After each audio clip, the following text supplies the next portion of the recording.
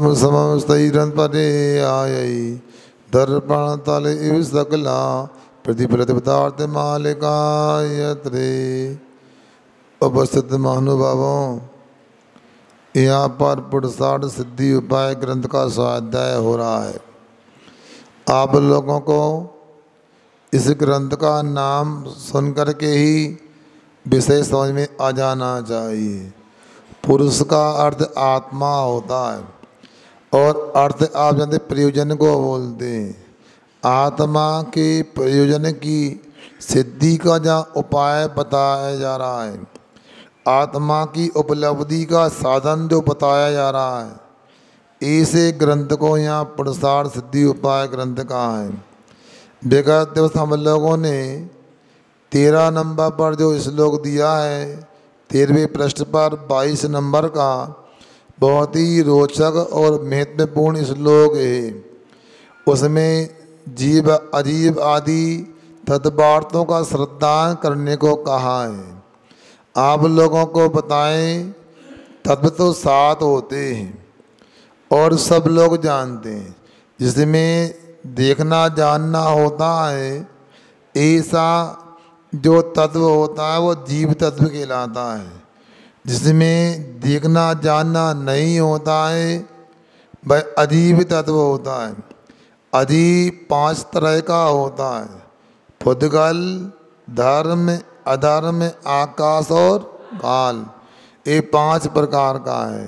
यदि आप लोग पाठशाला पढ़ रहे हैं तो ये तो जानकारी हो ही जाना चाहिए कि द्रव्य 5 होते हैं कि 6 होते हैं। कितने होते हैं बोलो? हाँ, बगल वाले के सुन के नहीं बोलना। क्यों? बगल वाले को सुन कर बोलोगे तो गड़बड़ हो सकता है। मैं एक संस्मरण सुनाता हूँ परम पूज्य आचार्य श्री जी का। जब वो विद्यार्थी थे, विद्याधर की पर्याय में थे, विद्यालय में एक बार क्या हुआ, कक्षा में कक्षा अध्यापक ने बच्चों से कोई सवाल किया और सुनो, और सर्वप्रथम विद्याधर से पूछा गया तो विद्याधर ने सही उत्तर दिया, किंतु खड़ा रखा। और खड़ा रखा तो आगे के जितने विद्यार्थी थे तो सबने उत्तर बदल के दे दिया। सही उत्तर था उसमें भी गुमराह हो गए और बाद में कहा विद्याधर का उत्तर सही है, सबका गलत है। समझ में आया? उसी प्रकार से आपसे कहना चाहता हूँ, आप थोड़ा पाठशाला में मन बनाओ, यहाँ स्वाध्याय में आओ। तो द्रव्य कितने होते हैं? द्रव्य 6 होते हैं। जीव द्रव्य, पुद्गल द्रव्य, बोलो, धर्म द्रव्य, अधर्म द्रव्य। इधर वाले मौन लेके आए क्या? आकाश द्रव्य और काल द्रव्य। ये 6 द्रव्य होते हैं। 6 द्रव्यों में देखने जानने वाला तो एक ही द्रव्य होता। कौन सा होता है बिट्टू? जीव द्रव्य देखता जानता है। हमको दिख रहे हैं ना आप? बोलो, दिख रहे है कि नहीं दिख रहा है? हम कौन है समझ में आ रहा है? कौन है? क्या? अरे कौन है? जीव है कि अजीब है? कौन है बताओ? क्योंकि आप देख रहे हैं, जान रहे हैं, और जो देखता जानता वो कौन होता है? जीव द्रव्य होता है। जो देखता जानता नहीं है तो वो, ये ऊपर का पंखा आपको देख रहा है, जान रहा, क्योंकि ये अजीब है। उसी प्रकार से धर्म द्रव्य, अधर्म द्रव्य, आकाश और काल द्रव्य होते हैं। अब जीव अजीव के बाद में आश्रव तत्व होता है। क्या? जिसके माध्यम से कर्म आते वो आश्रव कहलाता है। इस बंध तत्व क्या होता है? 2 या 2 से अनेक पदार्थों में एक पना होना बंध कहलाता है। राग आदि भावों को लेकर के पुद्गल परमाणु जीव के साथ में जो एक हो जाते हैं वो बंध कहलाता है। और नवीन कर्मों का आश्रम रुक जाना क्या होता है? बोलो, नए कर्मों का आना रुक जाना। अरे रुक जाना संबर तत्व होता है, और पुराने कर्मों का कुछ कुछ झड़ जाना निर्जरा तत्व होता है, और आत्मा से जीव से पूरे कर्मों का अलग हो जाना झड़ जाना मोक्ष तत्व होता है। समझ में आ गया? आपसे पूछूं एक बार, बताओ गोयल जी, बहुत गोयल लोग बैठे हैं आज, मोक्ष कहाँ पर है? जल्दी बोलो, मोक्ष कहाँ है? आजा, मोक्ष कहाँ है? जल्दी बोलो ना, कहाँ है? सागर जिले में कि होशंगाबाद संभाग में के जिले में? बताओ कहाँ है? इटारसी। मोक्ष कहाँ पर है? बोलो, मोक्ष कहाँ है? अरे मोक्ष तो अपनी आत्मा में ही होगा। क्या होगा? जब हमारी आत्मा से, आवाज नहीं आ रही क्या? हमारे आत्मा से सभी कर्मों का अलग हो जाएंगे और पृथक होना होगा, तो आत्मा में ही मोक्ष होता। मोक्ष कहाँ होता है? ऊपर मोक्ष तो कहने का इसलिए होता है, जिनको मोक्ष हो जाता है वो ऊपर निवास करते हैं, उस स्थान को मोक्ष कहते हैं, सिद्धालय कहते हैं। यथार्थ में मोक्ष तो कहाँ है? आत्मा में। ऐसे जीव आदि 7 तत्वों को आपने समझा है। मैं आपको एक इसी सभा कक्ष का में एक उदाहरण देके आपको विषय स्पष्ट करता हूँ। अब ये बताओ, ये सभा कक्ष है, प्रचन हाल है, ये जीव है कि अजीब है? अजीब है। और हम लोग कौन हैं? जीव हैं। बहुत सुंदर। अब क्या करें, आराम से आते हैं लोग, तो लोग आते आ रहे हैं एक एक करके। ये क्या हुआ? आश्रम। ठीक है ना? आकर आप कब तक के लिए बैठ गए आप लोग? मतलब 1 घंटे के लिए बैठ गए, 9:30 के लिए, 9:45 के लिए बैठ गए। ये क्या हो गया? बंद हो गया। अब यहाँ लोग व्यवस्था गड़बड़ कर रहे हैं, दरवाजे लगा दिए तो संभार हो गया, और धीरे से खिसकने लगे, थक गए, जल्दी कोई काम से आना तो जरा, और जिनवाणी हो गई, सब लोग चले गए। तो इतना सरल तो है, कठिन लगता है। इन्हें जीव आदि 7 तत्व पर श्रद्धान करना ये सम्यक दर्शन है। मगर मैंने कल आम का उदाहरण दिया था। जीव आदि तो पदार्थ हैं, इनके अंदर जो भाव है वो तत्व कहलाता है। तस्व भावम नहीं, तस्व भावा तत्वम, उसके अंदर जो भाव होता है वो तत्व कहलाता है। इस प्रकार से हमको तत्व के ऊपर श्रद्धान करना चाहिए। कल हमने एक आम का उदाहरण दिया था। आम क्या है? पदार्थ है। और आम के अंदर पाए जाने वाला जो पदार्थ वो क्या है? रस है। आम के अंदर क्या होता है? रस। क्या है? वो आम का भाव हो गया। सुन रहे हैं ना? आम क्या हो गया? पदार्थ हो गया। और पदार्थ को अर्थ भी कहते संक्षेप में। और आम के अंदर रहने वाला रस वो भाव हो गया, उसको तत्व कह सकते हैं। और तत्व और अर्थ दोनों का श्रद्धान करना सम्यक दर्शन है। अब यहाँ पर कोई कहे तत्व का श्रद्धान करना पर्याप्त नहीं, अर्थ के बिना तत्व नहीं होता, अर्थ के बिना पदार्थ नहीं होता। नहीं, हाँ ठीक है, अर्थ के बिना, वस्तु के बिना, पदार्थ के बिना तत्व नहीं होता। इसलिए वस्तु का भी श्रद्धान होना चाहिए।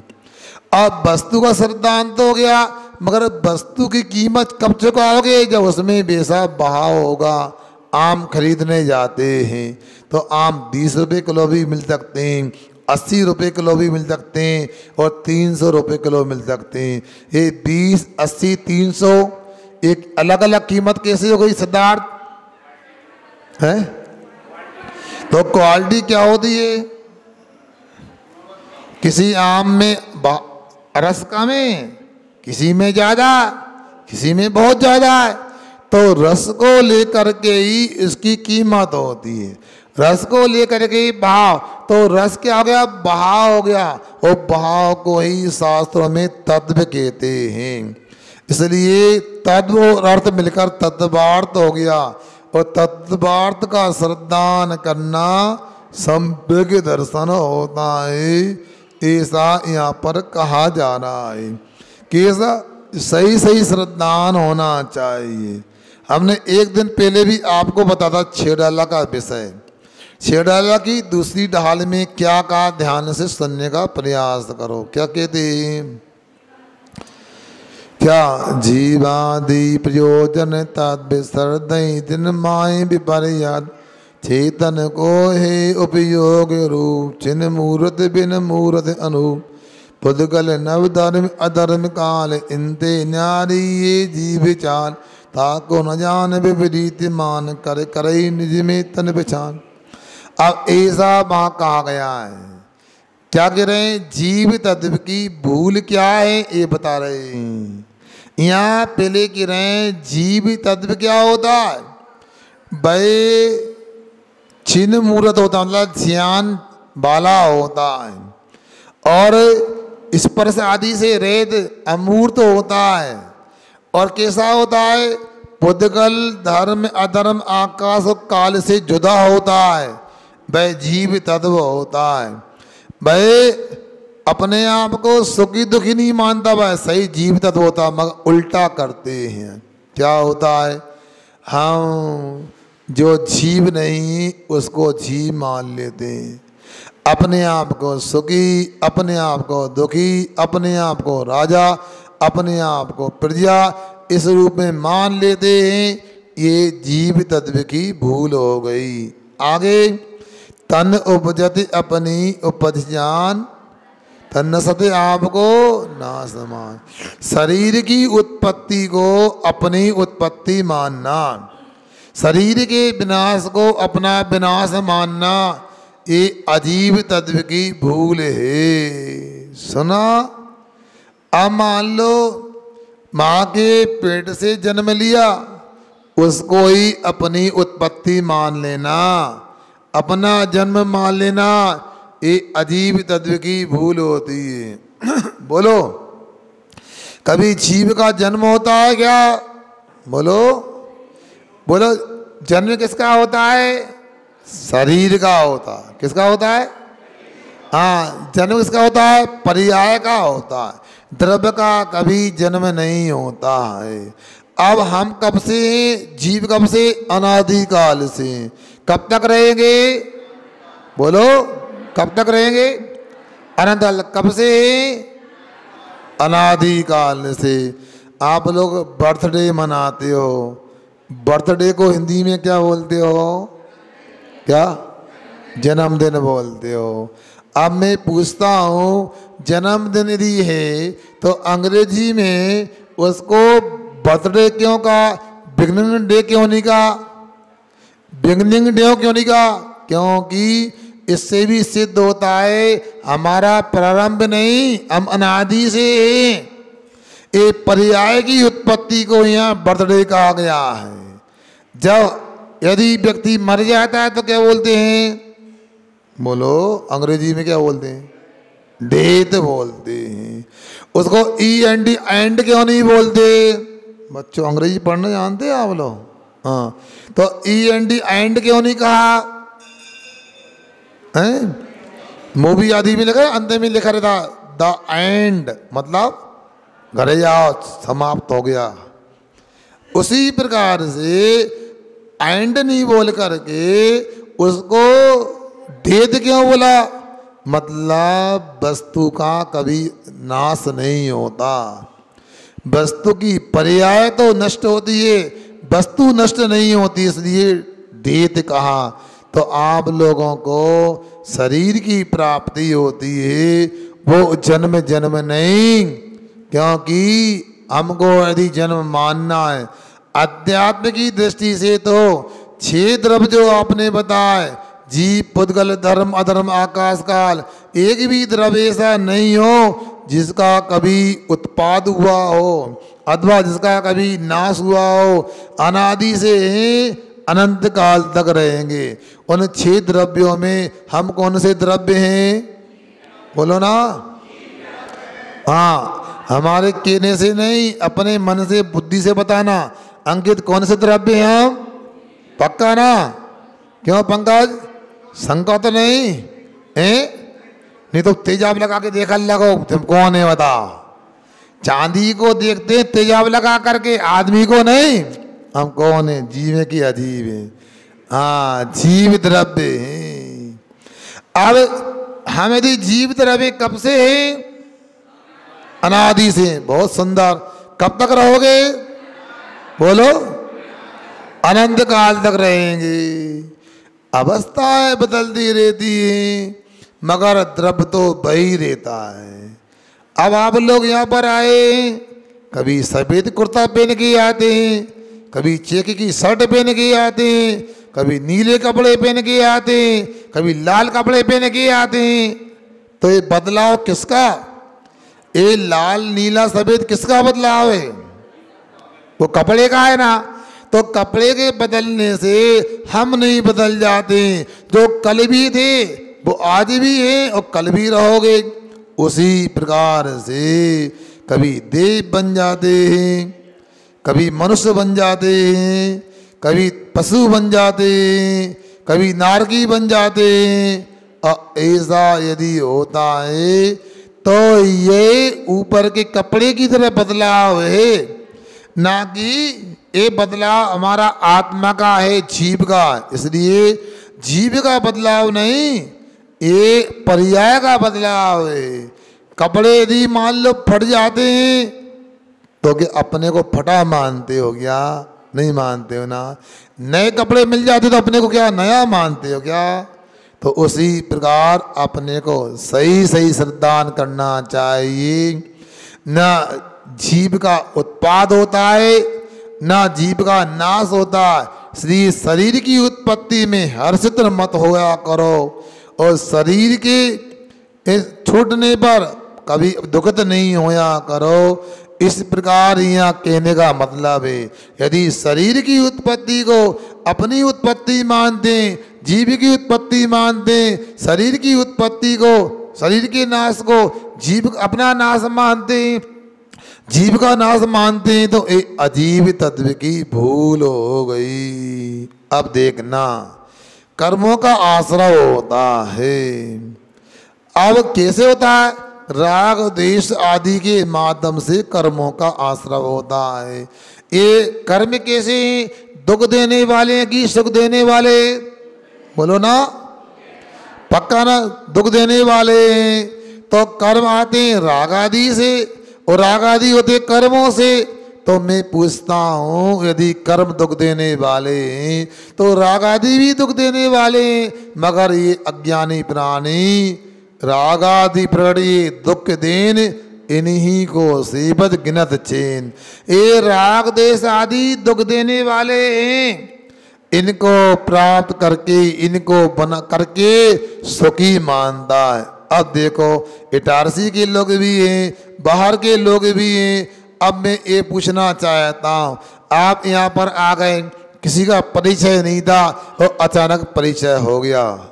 अच्छा, उन्होंने स्वागत सत्कार किया, अच्छी उन्होंने मेजबानी की, इसके बाद उन्होंने सब आपका ध्यान रखा, तो आपसे राग हुआ कि नहीं? हो गया ना राग। अब राग हो गया तो वो चले गए तो अरे बुरा लग रहा है, क्यों चले गए? फोन लगाओ, नंबर ही गड़बड़ हो गया, 10 अंक थे 9 मिल रहे हैं, अब कैसे बात करें? अब राग हो गया ना तो दुख हो गया। अब मान लो कोई नहीं आपको अपशब्द बोल दी, गाली दे दी, तो आपको क्या हो गया? द्वेष हो गया। तो आपको राग में भी कष्ट हुआ और द्वेष में भी। अब राग द्वेष स्पष्ट रूप से कष्ट देने वाले होते हैं, फिर भी उनको सुख देने वाला मानते। ये आश्रव तत्व की भूल है। इसलिए ना राग करो ना द्वेष करो।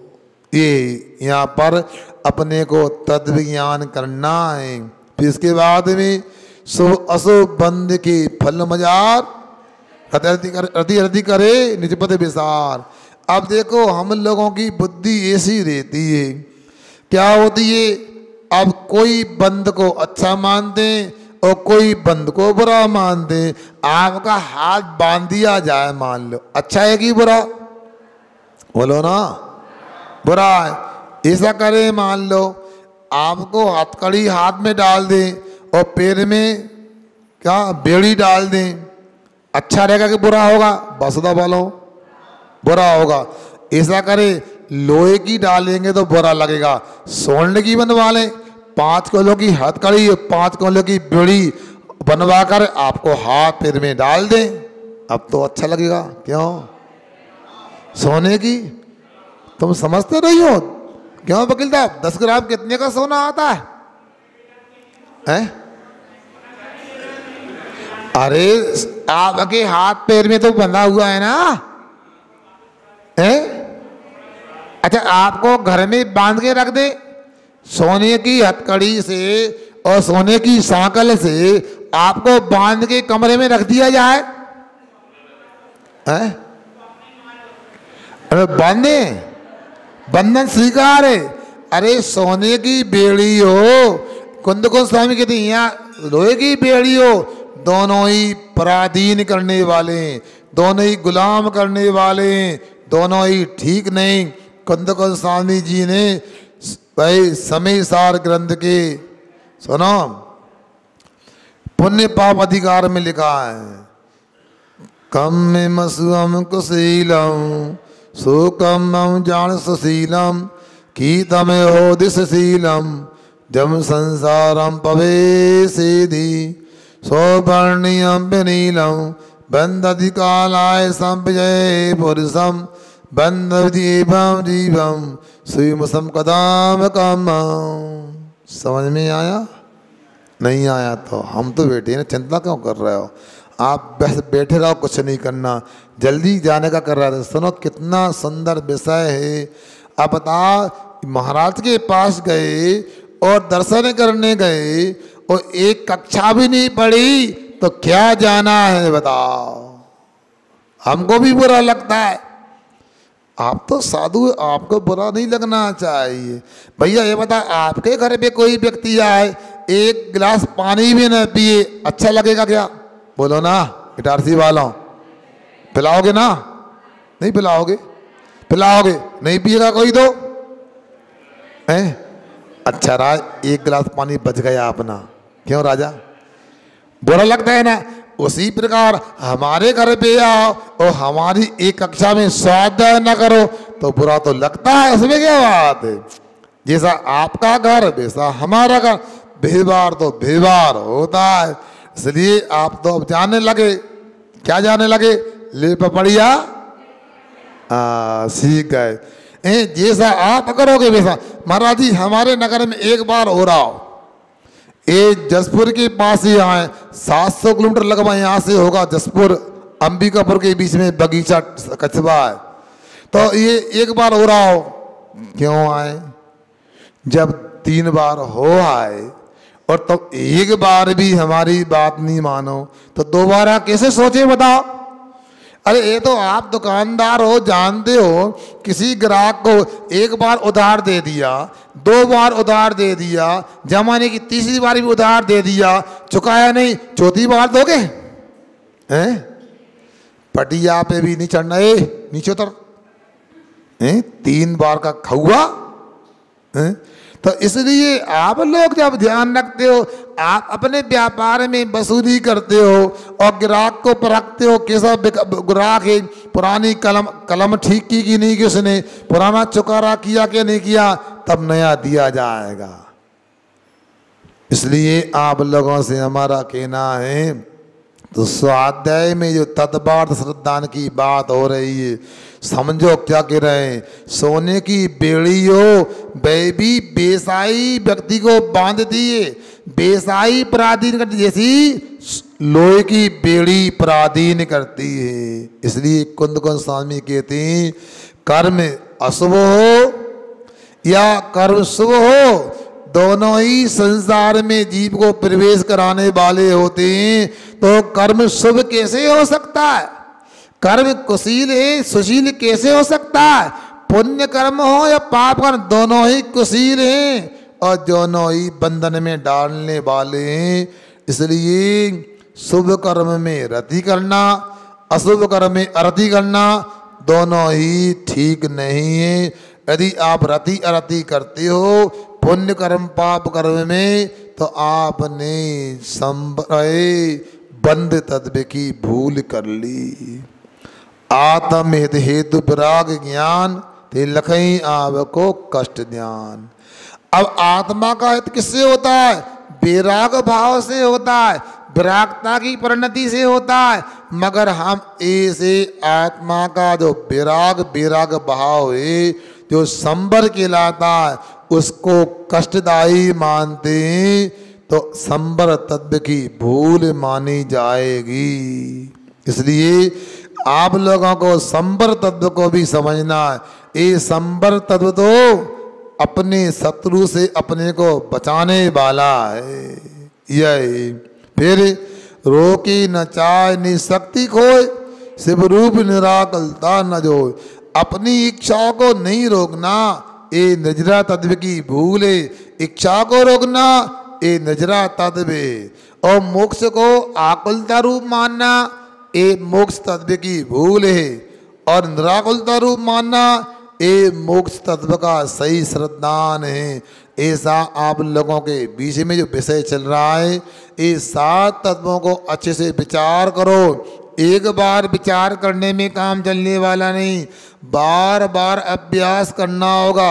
अरे महाराज पढ़ लिया ना, हमको छुट्टी कर दो, जाने दो, समझ में आ गया ना। 7 तत्व होते हैं, ये नाम होते हैं, ये परिभाषा होती है। अब जा रहा है, सुनो, जाओगे तो क्या होगा? है अनादि काल से जा रहा है। कहाँ? 84 लाख योनि में। तो जाना है तो जाओ। कहाँ जाना है? 84 लाख योनियों में नहीं। कहाँ? मोक्ष जाओ। जाना है तो करना है तो करो। क्या करो? शुद्धात्मोपलब्धि करो। मगर आप लोगों के लिए मन है कि मानता नहीं, घूम फिर के वहीं पहुंच जाते हैं। मगर याद रखो, अभी मोक्ष सप्तमी का पर्व मनाया कि नहीं मनाया? मनाया था ना। बात 2 लोगों की चर्चा हमने आपको पार्श्वनाथ जिनालय में रखी थी। एक तो मरुभूति की और दूसरी बोलो ना कमठ की। क्यों अनुराग भाई? चर्चा में आए थे ना, मोक्ष सप्तमी में 2 लोगों की चर्चा थी। कौन की? मरुभूति की और कमठ की थी। अब वो मरुभूति के जीव पर पार्श्वनाथ भगवान की पर्याय तक लगातार एक तरफा उत्पात करता रहा, उपसर्ग करता रहा। कौन? कमठ का जीव। अब देखना, वो पार्श्वनाथ भी एक तरफा करते रहे। क्या बोलो? भूल गए? क्या करते रहे? क्षमा करते रहे। वो उपसर्ग करता रहा, भाई उत्पात करता रहा, और पार्श्वनाथ का जीव क्षमा करता रहा। मगर बंधुओं, फिर क्या हुआ? लौट के बुद्धू, इटारसी में चलता जे, लौट के बुद्धू घर को आ गए। क्या हुआ? बोई कमठ का जीव जिसने 10 भव तक एक तरफा पार्श्वनाथ को परेशान किया, उपसर्ग किए, उत्पात किया, जब भगवान का सम्मोषण लगा तो ज्योतिष देवों की पर्याय में जो संबर नाम का देव था, भगवान के सम्मोषण में आ गया। पश्चाताप हो रहा है, कितनी गलती की। और पार्श्वनाथ की राय, तूने गलती नहीं की, और तू नहीं होता तो मेरा ये विकास कैसे होता? अरे कमठ, तेरी ही भाई कृपा रही, तेरा ही सहयोग रहा, पता नहीं कितने जन्म लग जाते। तूने उपसर्ग किया और हमने समता रखी, तूने उत्पात किया, हमने क्षमा रखी, और क्षमा के माध्यम से घातिया कर्मों का सत्यानाश हो गया, और मैं भगवान बन गया और तू भक्त बन गया। बताओ, जब भक्त बनना ही है तो आनाकानी क्यों? क्या? अच्छे काम में विलंब नहीं करना चाहिए। सबसे शीघ्रम, जल्दी करो। तो पार्श्वनाथ को भी श्रद्धान हो गया। तो ये जीव अजीब आदि तद्वार्तों का विपरीत श्रद्धान रहित, क्या भाई विपरीत आग्रह रहित श्रद्धान करना, ये सम्यक दर्शन होता है। अब जो सम्यक दर्शन होता है उसके 8 अंग होते हैं। कितने अंग होते हैं? कौन कौन से? निसंकित, अरे आग नहीं, एक एक बोल दिया। निसंकित, बोलो।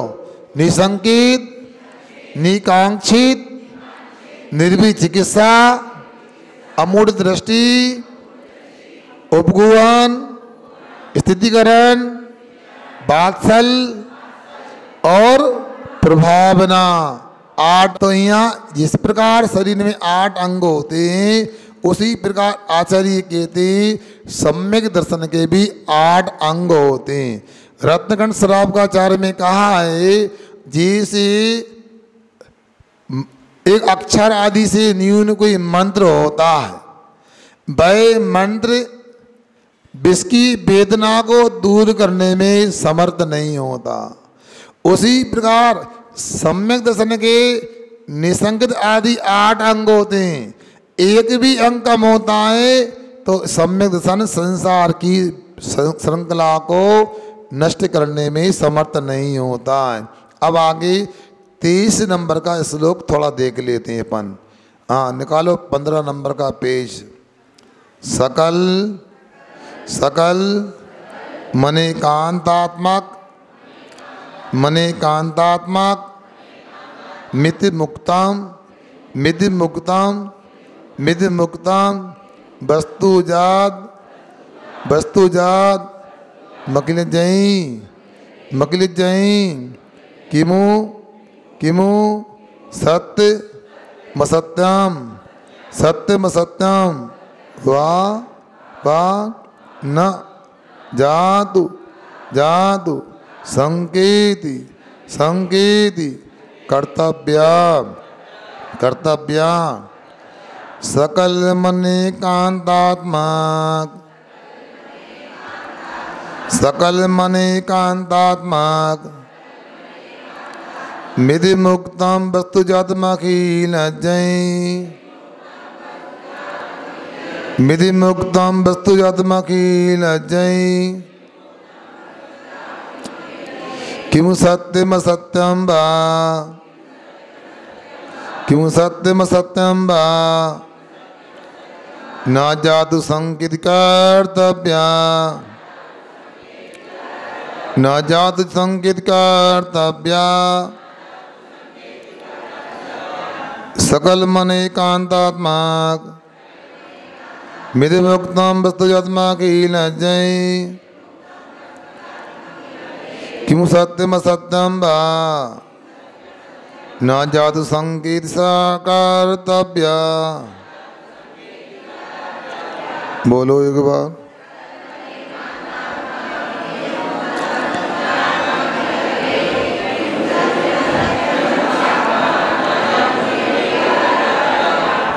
ठीक पढ़ने में आ गया ना? अच्छा देखो, अखिलज्जयी मतलब जिन्होंने अखिलन संपूर्ण पदार्थों को जान लिया है, ऐसे भगवान के द्वारा अर्थात सर्वज्ञ देव के द्वारा उक्तम बतलाया हुआ इदम सकलम ये सब कुछ वस्तुजातम वस्तु समूह अनेकांतात्मक अनेकांत रूप उक्तम कहा गया है। वह जो बताया गया वस्तु स्वरूप किमु सत्यम क्या साचा है व किमु सत्यम क्या झूठा है। इति शंका न जातु इस प्रकार की शंका कभी भी ना कर्तव्या करना नहीं चाहिए, ऐसा यहाँ पर जानना चाहिए। क्या कहा? ये निसंकित अंग की चर्चा हो रही है कि निसंकित अंग क्या होता है। तो भगवान के द्वारा जो कहा गया है उसको आपको स्वीकार करना चाहिए।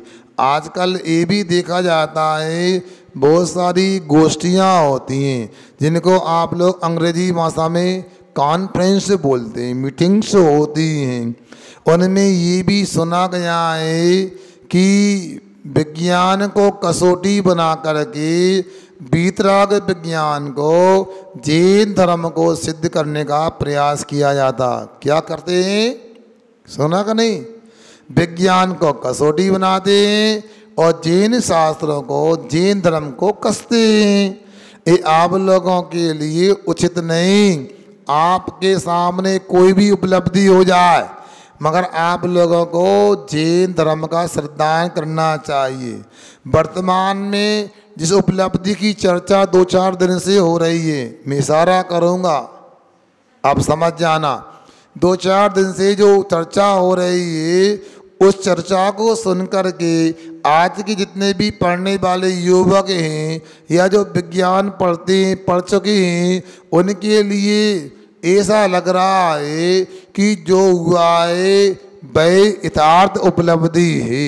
मगर यदि हम तद्वाण शुद्ध की टीकाओं को पढ़ेंगे या दूसरे ग्रंथों को पढ़ेंगे, त्रिलोक परिणति आदि को, तो आपको संपूर्ण खगोल शास्त्र की जानकारी होगी, आपको ज्योतिर्मंडल की जानकारी होगी। तो आपको उस समय समझना है, ऐसा ना हो कि आप विज्ञान के सामने अपने वीतराग विज्ञान को, सच्चे तत्व ज्ञान को झूठा मानने लगो। इसलिए स्वाध्याय करो, समझो, क्योंकि मैं किसी की बुराई नहीं कर रहा हूँ, मगर मैं आपको यथार्थ बता रहा हूँ कि अभी तक इतिहास में क्या हुआ। 1911 में डॉक्टर जगदीश चंद्र बसु हुए, उन्होंने अपना शोध पत्र कोलकाता विश्वविद्यालय में दाखिल किया कि वनस्पति में भी जीव होता है। तब से विज्ञान वनस्पति को जीव में ले लिया। वो बायोलॉजी का एक पार्ट वह बॉटनी के रूप में चल पड़ा। इसके बाद में बंधुओं और भी चर्चाएं सुनने में आई कि हमारे यहाँ अनादिकाल से वनस्पति को भी जीव मानते हैं। विज्ञान ने 1911 में माना, या तो फिर यह मान लें कि वनस्पति का आविष्कार कर दिया विज्ञान ने। ये हमारे यहाँ संभव नहीं है। अब इसके बाद में और भी खोजें हुई। पहले विज्ञान जल में जीव नहीं मानता था, बाद में इलाहाबाद विश्वविद्यालय में वहाँ उन्होंने रिसर्च की, शोध किया, तो अब कहते जल में 36,450 जीव होते। मतलब विज्ञान माने तो सही और नहीं माने तो गलत। यदि विज्ञान को यदि जीव नहीं दिखते तो क्या मानते? जल में जीव नहीं होते। हमारे यहाँ तो अनादिकाल से कहा गया है। और वैज्ञानिक लोगों की एक विशेषता और होती है, आज कुछ करते हैं कल दूसरा वैज्ञानिक खंडन भी कर देता है। कई सिद्धांत भौतिकी में, रसायन शास्त्र में ऐसे हैं, पहले कुछ मान्यता थी, बाद में कुछ हो गई। सुनने में यही भी आया हमारे अनादि से पृथ्वी में जीव माने जाते हैं, मगर विज्ञान भी अब स्वीकार करता है 1 मिलीमीटर मिट्टी में 5 लाख जीव होते। सुन रहे ना? इसलिए आप लोगों को अध्ययन करना चाहिए, जो आपके लिए स्पष्ट विश्वास हो जाए उसका श्रद्धान करना, जिसका विश्वास हो उसका भी श्रद्धान क्यों करना। जैसे आप लोग व्यवहार में देखते हो, एक कहावत चलती है, हंडिया का एक चावल देखा जाता है। बोलो, भात खाने वालों को करके बात नहीं कर रहे हैं हम, हंडिया की बात कर रहे हैं। एक चावल को निकालते हैं, क्या करते हैं? ढकना को खिसकाते हैं। ढकना जानते हो? बुंदेलखंडी में पारा बोलते हैं उसके लिए। खिसका के चम्मच से एक चावल लेके अंगूठा तर्जनी के बीच में दबाते हैं, प्रेस करते। पोहा नहीं बनाते, जांच करते हैं उबला कि नहीं उबला। यदि वो उबल गया तो नीचे रख दो, उसके लिए कटकटाए आगे रख दो चूल्हे के, उसमें अंगार डाल दो। ये प्रक्रिया होती है पुराने लोगों की। एक चावल के दाने को देख करके पूरे भात का पता लगा लेते हैं। उसी प्रकार यदि हमारे लिए जैन धर्म की सब बातें जो सुन रहे हैं, यदि समझ में नहीं भी आ रही हैं, तो एक बात भी साँची होती तो सब मानना चाहिए। जैसे मान लो 6 द्रव्य होते हैं, उसमें पुद्गल द्रव्य का लक्षण बताया, क्या? स्पर्श रस गंध वर्ण बनता पुद्गला। जो छूने में आता है, जो चखने में आता है, जो सूंघने में आता है, जो देखने में आता है, वह पुद्गल द्रव्य होते। विश्वास है कि नहीं?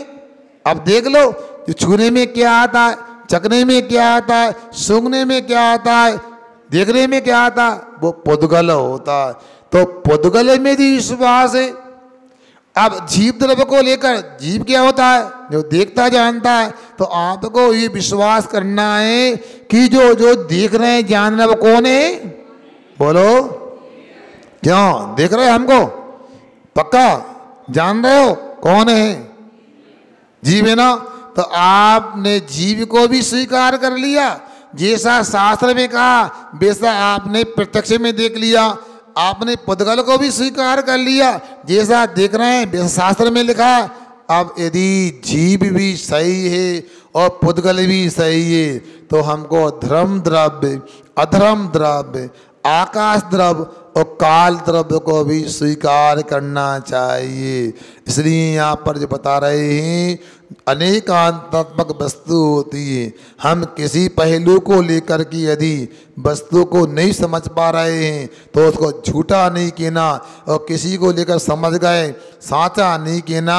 अपने को तो इतना ही जानना चाहिए, केवली परिणतम धम्मम शरणम पब्बजामि, केवली भगवान के द्वारा कहा हुआ धर्म की शरण में जाता हो।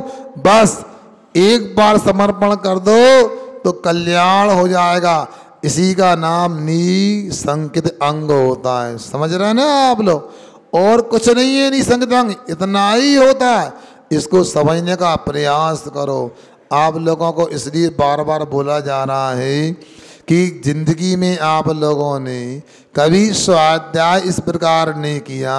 यदि 10 लक्षण पर्व आ रहे हैं, 10 दिनों में निराकुलता से, घर द्वार से दूर रह करके, एक परिसर में रह करके अभिषेक करोगे, शांति धारा करोगे, पूजन करोगे, स्वाध्याय करोगे, तो आपके लिए यदि जीवादि 7 तत्वों पर, जैन धर्म पर श्रद्धान हो गया, भरोसा हो गया, तो समझना अनादिकाल के दुख दूर हो जाएंगे। आपके अनादि काल की दरिद्रता दूर हो जाएगी। हमने कल भी कहा था आप लोगों से, सम्यक दर्शन का महात्मा समझो। यदि सम्यक दर्शन हो जाता है, और ये क्या है, इसमें केशनोंच नहीं करना, इसमें एकासन नहीं करना, इसमें कपड़ों का त्याग नहीं करना, इसमें कोई तपस्या नहीं करना। आपको बस विश्वास करना है, श्रद्धान करना है। नेता लोग आते हैं ना, वो आपसे क्या बोलते हैं? पैसा भी नहीं चाहिए, सुनो, बस आपका वोट मिल जाए और सपोर्ट मिल जाए, हमारा काम हो जाएगा। तो आप लोगों से मैं भी कहता हूँ, इटारसी में आया हूँ प्रचार करने को, तो बीतराग पार्टी का प्रचार सुनो। तो मैं कहता हूँ हमारी ऐसी पार्टी है, आपके जीवन के पहले भी और जीवन के बाद भी। क्या? जीवन के बाद भी, जीवन के साथ भी इस पार्टी का सपोर्ट करो, जिसके नेता तीर्थंकर महावीर स्वामी हैं। उस पार्टी का सपोर्ट करो जिसके प्रचारक आचार्य विद्यासागर जी हैं। तो आपका कल्याण हो जाएगा, आपके जीवन के साथ भी और जीवन के बाद भी ये आपके लिए संभालने वाला होगा।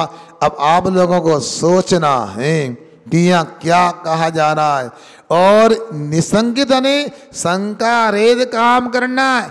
कोई भी किंचित मात्र भी शंका नहीं होना चाहिए। अनेकांत धर्म में, अब कुछ लोग एकांत से कहते हैं वस्तु नश्वर होती है, कोई नहीं वस्तु अविनाशी होती है। ये अनेकांत यदि स्वीकार करते हो तो एकांत से वस्तु नश्वर भी नहीं होती और अविनश्वर भी नहीं होती। पर्याय की दृष्टि से देखें, वस्तु विनश्वर होती है, नश्वर होती है, और द्रव्य की दृष्टि से देखें तो अविनश्वर होती है। था, हूँ, रहूंगा, इस प्रकार से यहाँ कहा जा रहा है। एक अगला श्लोक पढ़ के अपन आगे की बात पूरी करते हैं, समय होने वाला, अभी हुआ नहीं। इह जन्मनि जन्मनि विवादीन विवादीन इमूत्र इमूत्र इमूत्र चक्रित्व चक्रित्व केशवत्वादीन केशवत्वादीन एकांत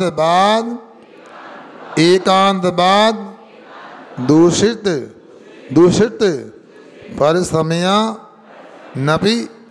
परिसमयानपि च न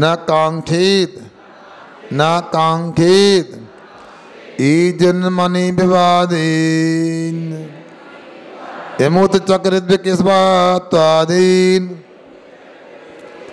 यमूत चक्रित केशवावत्तीन यमूत चक्रित केशवात्वादीन एकांत बाद दूषित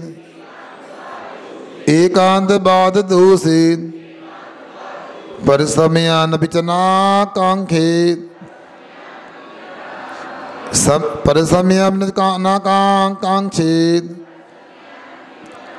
परिसमयानपि न कांक्षेत ईजन्मनि विवादेन यमत चक्रित केशवत्वादीन एकांत बाद दूषित परिसमयानपि न कांक्षेत। बोलो एक बार।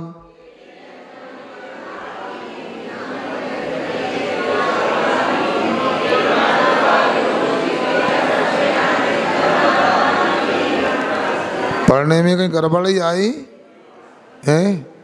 आगे पढ़ने में? अच्छा ठीक है। अब देखो क्या कहते, यही यानी यहाँ पर यही जन्मनि ने इस जन्म में इस लोक में विवादीनी मतलब जो भी संसार में संपत्ति आदि है वह अमूत्र अने परलोक में चक्रित केशवत्वादीन चक्रवर्ती का पद नारायण आदि का पद इन पदों को चा एकांत पाद दूषित प्रसमयान एकांत बाद से दो गंदे हो गए दूषित हो गए ऐसे अन्य समयों को अन्य धर्मों को अभी उनको भी ना आकांक्षा नहीं करता नहीं चाहता। क्यों? ऊपर भगवान ने जो बताया उसको श्रद्धान करके उसमें विश्वास करके आचार्य कहते हैं जितने भी व्यवस्थाएं उनको देख करके संसार में जो अपने को उपलब्धियां दिख रही हैं जो संपत्तियां दिख रही हैं यहाँ तक कि चक्रवर्ती का पद है केशव नारायण आदि का पद है इनको आदि करके संसार में अनेक पद होते। कोई कलेक्टर बनना चाहता अपने बच्चे को कोई डॉक्टर बनाना चाहता कोई मंत्री बनना चाहता कोई प्रधानमंत्री बनना चाहता है। यहाँ कहा जा रहा है ये सब क्षणभंगुर हैं। इन पदों को तो छोड़ोगे तब भी दुख होगा और इन पदों को प्राप्त करोगे तब भी दुख होगा। अब देखो यहाँ इतने सारे लोग बैठे बताओ चक्रवर्ती बनना चाहते हो? हाँ देखो स्वीकार करो नहीं सब चाहते बनना चाहते मगर चक्रवर्ती बनने से क्या होने वाला है? अब मान लो सुख मिलने वाला है तो बताओ भरत चक्रवर्ती को क्या सुख मिला? भरत ऋषभदेव के पुत्र थे उनको क्या सुख मिला? बल्कि ऐसा कलंक लग गया आज भी चर्चा होती है। क्या होती है बताओ? सगे भैया होके भी लड़ पड़े झगड़ा हुआ। बोलो आखिर उस समय भी सुनने में आता होगा और नहीं भी आता होगा तो भरत चक्रवर्ती मन में तो आता होगा लोग क्या सोचते होंगे हैं? पहले तो भाई भाई को मिलके रहना था नहीं रहे इसके बाद में युद्ध कर लिया युद्ध करके इतना भी नहीं हुआ हार गए और हार के इतना ही नहीं हुआ अन्याय युद्ध भी कर लिया। जब 3 युद्ध निश्चित हुए थे जल युद्ध थल युद्ध नहीं जल युद्ध मल्ल युद्ध और दृष्टि युद्ध हुआ था। एक चक्र क्यों चला दिया? अब इसके बाद चर्चा तो होती है। बोलो भले ही भगवान बन गए। अभी मैं आप लोगों से पूछो वकील लोगों से पूछूं बताओ 3 युद्ध निश्चित किए थे चौथा ठीक रहा क्या? बोलो। अब भले ही क्योंकि बड़े लोगों के बारे में बोलते नहीं है, मन में तो रहता है। गाना पोसी थी गलत तो गलत है। क्यों प्रशांत? जब 3 युद्ध हुए थे, कबड्डी भी आप खेलते 3 बार ही खेलते ना, चौथी बार नहीं होती ना। नहीं, 2 बार हार गए तो तीसरी बार भी हार गए, 1 बार और खेलेंगे। जब 2 बार पारी हार गए, अब तो तीसरी बार भी नहीं खेलना था। कायदे में तो भरत जी को जब जल युद्ध में और नहीं मल्ल युद्ध में और जल युद्ध में हार गए तो दृष्टि युद्ध की बात ही नहीं थी, क्योंकि 3 पारी में 2 पारी हार गए तो पंकज बोलो ना, हार गए। मगर तीसरी पारी भी खेल ली और चौथी भी पारी आ गई। ये तो बात समझ में नहीं आई। तो मैं इतना कहना चाहता हूं, चक्रवर्ती जैसा पद प्राप्त करने के बाद भी दुख तो होता है, कहीं सुख नहीं है, बस तृष्णा रहती है। अब इतने 31,999 राजा शरण में आ गए, नहीं बाहुबली को बुलाओ। अरे बेसी बुला लेते अपने भैया के नाम, बुलाओ उसको, भेंट लेके आए, दास्ता स्वीकार करे। भैया जरूरी कि दास्ता भाई वैसे बुला लेते, मगर कुल मिला करके दाम बिना निर्धन दुखी कहूँ ना सुख संसार में। बस इसलिए आप लोगों को यहाँ ये कहा जा रहा है, सच्चे देव शास्त्र भगवान पे श्रद्धान करो, उनके द्वारा कहे गए तत्वार्थ पे श्रद्धान करो और पक्का श्रद्धान करो। यही है, इसी प्रकार से अन्य नहीं है, अन्य प्रकार से नहीं है। ऐसा एक बार श्रद्धान कर लोगे तो तुम्हारा जीवन बदल जाएगा, अनादिकाल के दुख दर्द दूर हो जाएंगे। इसलिए आप लोगों को इस बात का अच्छे से ख्याल रखना चाहिए। संसार में कोई भी वस्तु सुख देने वाली नहीं है, कोई भी पद सुखदायी नहीं है। यदि कोई पद है तो एक सिद्ध पद ही है जो अविनाशी है, अनंत काल के लिए है और अव्याभास सुख के साथ में है। अपने को समझना है, विचार करना है। ये माज टाइम पास करने को नहीं, टाइम काटने को नहीं, एक कर्म काटने के लिए स्वाध्याय किया जा रहा है। समय से आने का प्रयास करो। एक एक विषय मूल्यवान है। अब मान लो कोई बाद में आया, हमें कोई दिक्कत नहीं, मगर 7 तत्वों की भूल क्या होती है, वो विषय पहले निकल गया। मगर आप लोगों को अभी जिनवाणी का मूल और भी आना बाकी है। आप लोग उपयोग लगा के सुनते हो और सुनना भी चाहिए। इसलिए आप लोगों को निसंकित अंग, निकांक्षित अंग को आप लोगों को पक्का करना है। आगे के अंगों की चर्चा बाद में की जाएगी। इतना ही विषय रखते। अहिंसा परमो धर्म।